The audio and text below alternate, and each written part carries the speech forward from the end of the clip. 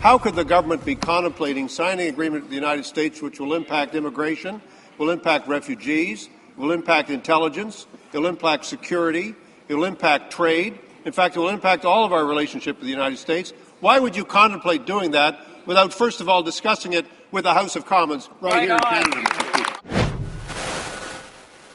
Bob Rae today in the House demanding answers to documents that have come to media outlets such as the National Post, the Globe and Mail, and the CBC. They reveal these backroom discussions between Canada and the U.S. on what's being called a new North American security perimeter. What would a new security perimeter look like? What does it all mean for Canadian sovereignty? Here's the hot sheet on what's allegedly on the table. According to the documents, the new deal will include an integrated cargo security strategy with pre-clearance agreements for goods crossing the border. There would be a joint approach to screening people, including using biometric technology. There would be cross-border sharing of information on serious offenders, criminals and suspects, and coordinated planning, funding, building, expanding, and modernizing of shared border facilities to accelerate the movement of people and goods across some of the busiest borders in the world.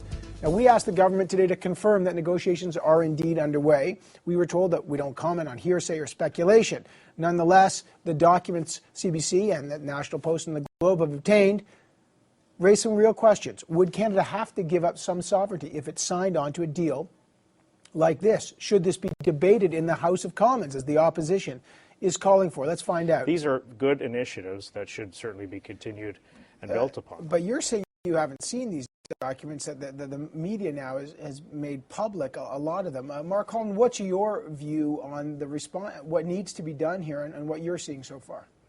Well, first of all, anytime this government does something behind a closed door, you have to be concerned. They're certainly not doing it out of the public interest.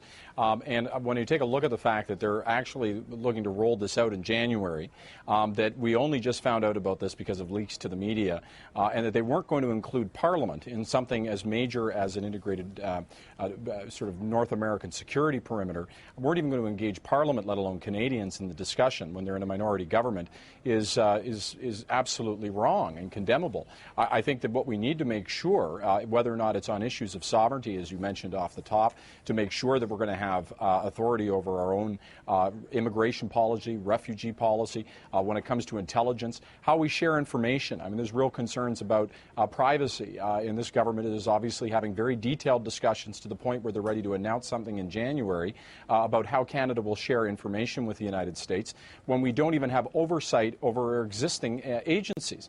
Let's not forget, not only did they ignore Justice Major, but Justice O'Connor, Justice Iacobucci, Mr. Brown in the RCMP pension scandal, all of whom said that we desperately needed oversight of our intelligence agencies.